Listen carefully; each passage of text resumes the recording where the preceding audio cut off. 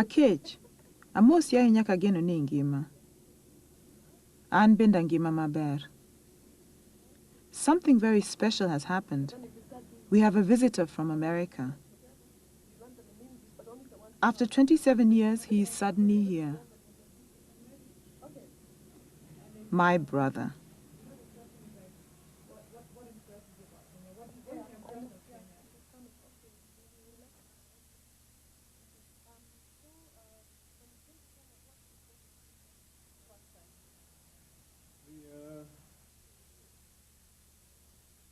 My father was Kenyan, right? And he was a Luo. And the story that was told when I was young was of this brilliant young African who'd come to America to learn the white man's magic and then bring it back to Kenya to develop the country. And he had arrived in Hawaii in 1961, or maybe a little bit earlier, in 1958. It was right before Kenyan independence, and I think he was part of that first generation of young Africans who went west with all kinds of promise. And that's where he met my mother, and they got married.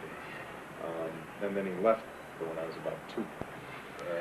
And over the years, we'd write occasionally, and I finally got a chance to meet him when I was like 10. He was a very impressive figure, and a little frightening because he had this deep voice and this British accent, and was quite bossy and sure of himself and intimidating.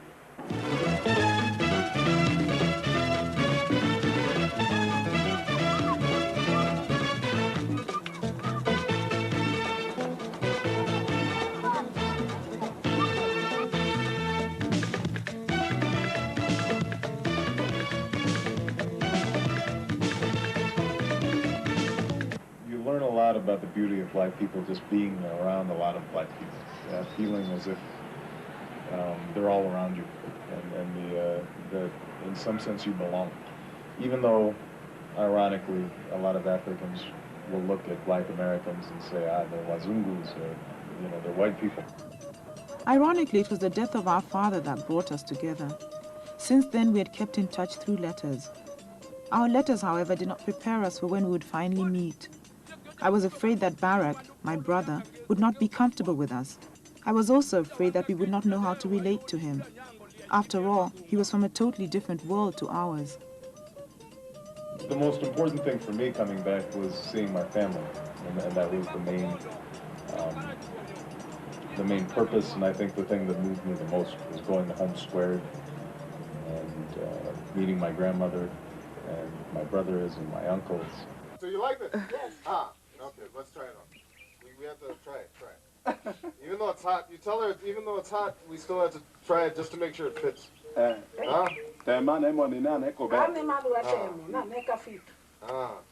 good. It's good. It's good. What do you English? Usually, it's a good one. It's a good one. Oh, there. There. It's good. It's good. Tell her it fits. What's happening? Are you okay? I'm doing fine. I'm going to get a smoke. My brother does not speak Luo, our mother tongue. We're forced to talk in English. A white among blacks, the family jokes. Through discussion, Barak is able to learn about the traditions of his forefathers. Unfortunately, a lot of the explanations for the ways of the Luo are not known anymore. The answers to his questions are often vague and unsatisfactory. Why is it that Obongo had to build a hut down in that direction, down there? Why did we have to move out of the house? What did this mean? What did it mean? Out of this compound. Right. Yeah. Yeah. What did it mean? Traditionally, somebody like Obongo, he can't build in the grandfather's compound. He's not allowed. He's not allowed. So if he wants to build, he has to build outside the compound. I can't live and make my own home out or outside the compound before Ma does that one. Because we inherited it from our four-grandfathers, and it's traditionally or stereotype like that. We just can't do it because they say that if I just do it, If he comes back, he doesn't step into my compound. Do people feel like they've lost something when, you know, you said it's just a tradition, nobody knows why. I mean, how does that make you feel? Or how does that make you feel, Yusuf, when you know, we still have these traditions, but they're thin now. We're not sure which ones are which, and nobody follows them anymore, and some people follow them and some people don't. And is that a good thing? Is that a bad thing? It's not good because, you know, there are some reasons why they were laying such a tradition, Right. but some of the reasons are hidden. Right. You can just Only the old people may know the reason, but they will not like to tell you. Right. Yeah. They'll just say, tell you, all right, no, that is bad, don't do it. But the reason they won't tell you.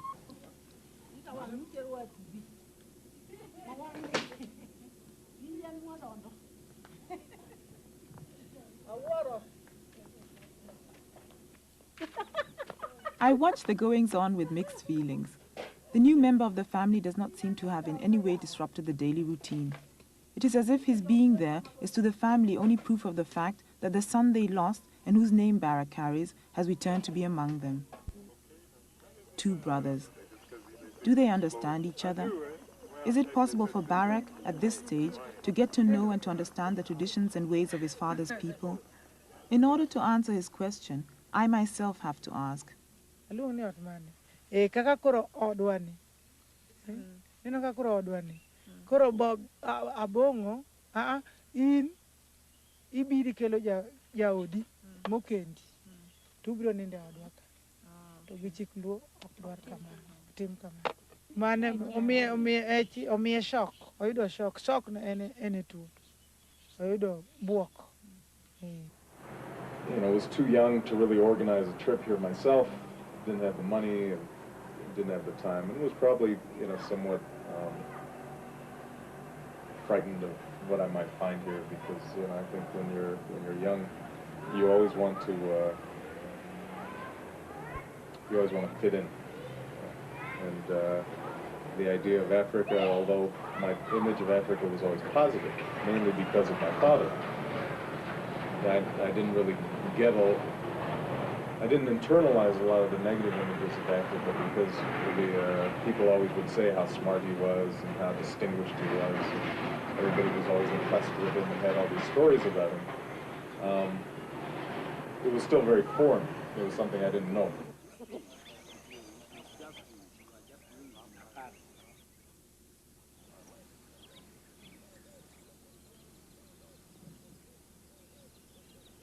We take a walk to show my brother and his fiancée the neighborhood. My brother is surprised by what he sees. Where are all the villages that we always see in books on Africa, he asks. According to those books, we all live on one compound with a chief's hut in the middle. He is told that such villages do not exist in Luo country. They were built during colonialism to serve the system. Having all the families together was a means of watching and controlling the Africans more effectively.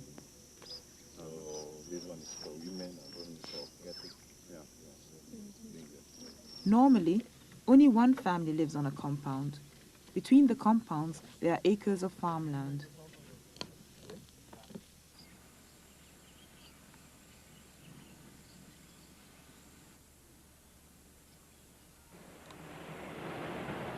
As I got to know the country better, as I've written newspapers and I talked to Kenyans, then those initial, very personal impressions start blending in with political impressions about the country. And everybody's out of school. We meet a student who has been sent home from the university. The students demonstrated because of the introduction of tuition fees. The police came and started shooting at them. All universities in the country have been closed till further notice. So what will happen if your parents have signed? They're saying they're going to pay, but then they don't have the money. What will happen? Well, if you don't pay, you don't live in the university. You don't go for tuition. So you can't attend class. Yeah, it's as good as missing your place. I see. Yeah. So basically, it looks like right now what's happening is this is a way that the government is going to reduce the number of university students. Kinda. Because the students who can't afford to pay at this point, they won't be able to go.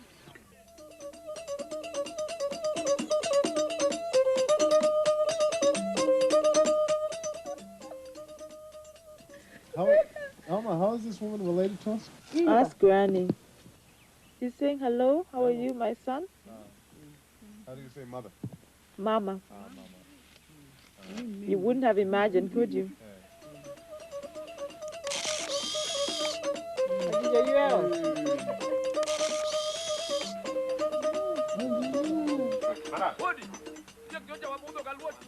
Our visit finally comes to an end, but the journey continues.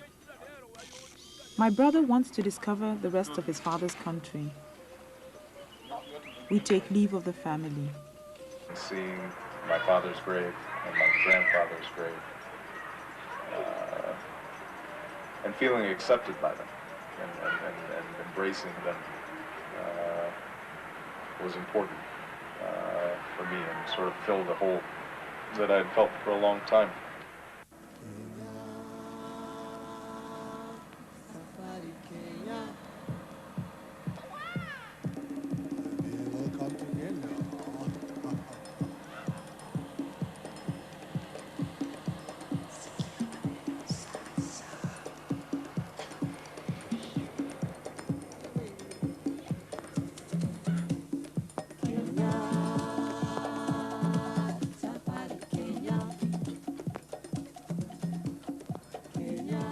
It is understandably difficult for a visitor not to be impressed by the beauty of this country. My brother is no exception. Whereas I am skeptical, I see the country through the eyes of a Kenyan, my brother, an outsider, is able to enjoy its beauty. Proudly, he shows his fiancée his second home. In my eyes, the beauty that they see and are so impressed by is marred by my knowledge of how excluded almost all Kenyans are from this experience. These strangers move about our country as a matter of course and with disturbing confidence. It seems to me that as far as the tourists are concerned, there are no limitations.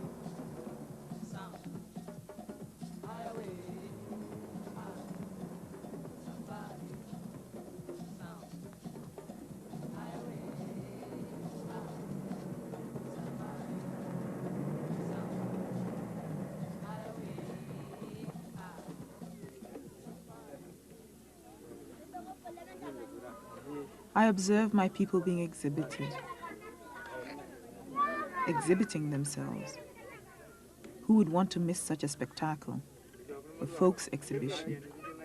On this day, my brother refused to come on the tour.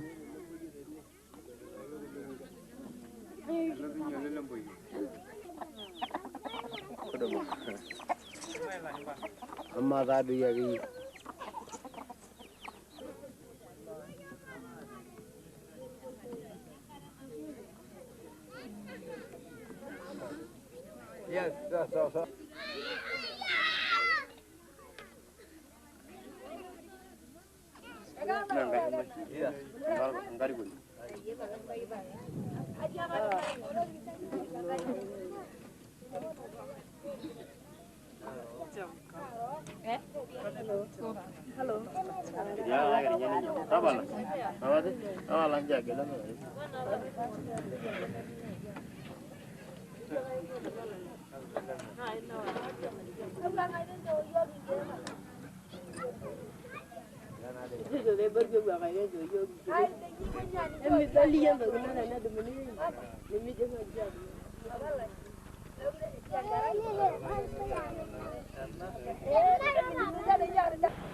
It makes me frustrated to see that that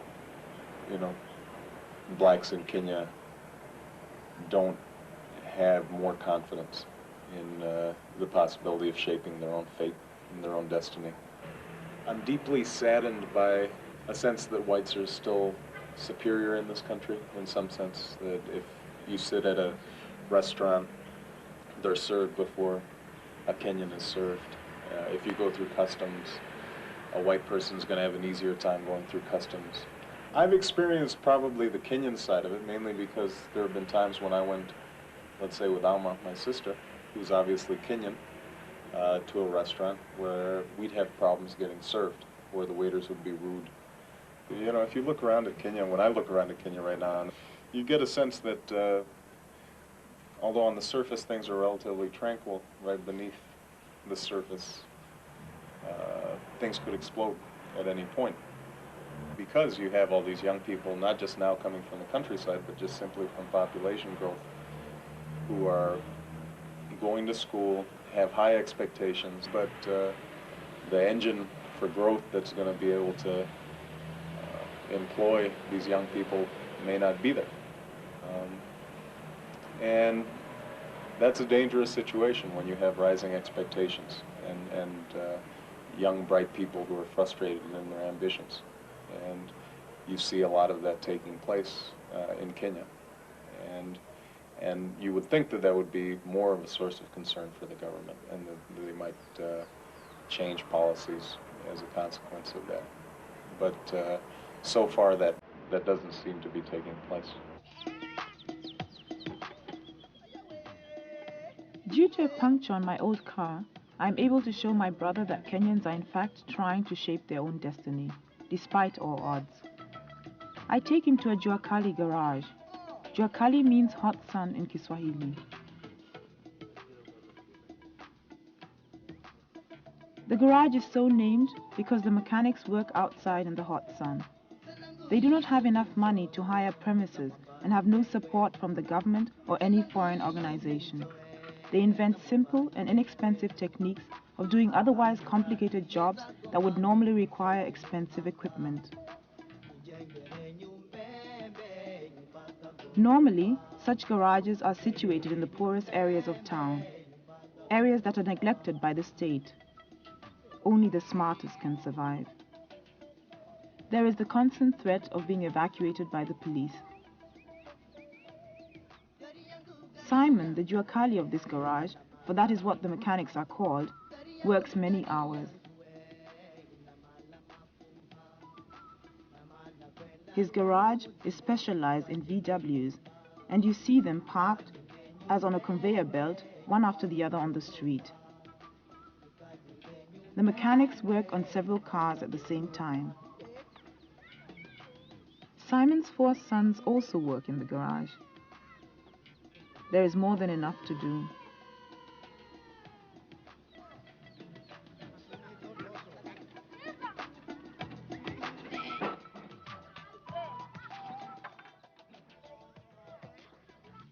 My brother and I watch fascinated. I am pleased to have brought him here. When I look at a place like Kenya, I think this is a land of great promise, and that the potential to strong black country is here. And I think if you could build a strong black country in Kenya, then that sends a message out throughout Africa. It sends a message to black Americans. It sends a message to blacks in the Caribbean. It sends a message that we can build. And so I have a lot at stake in this.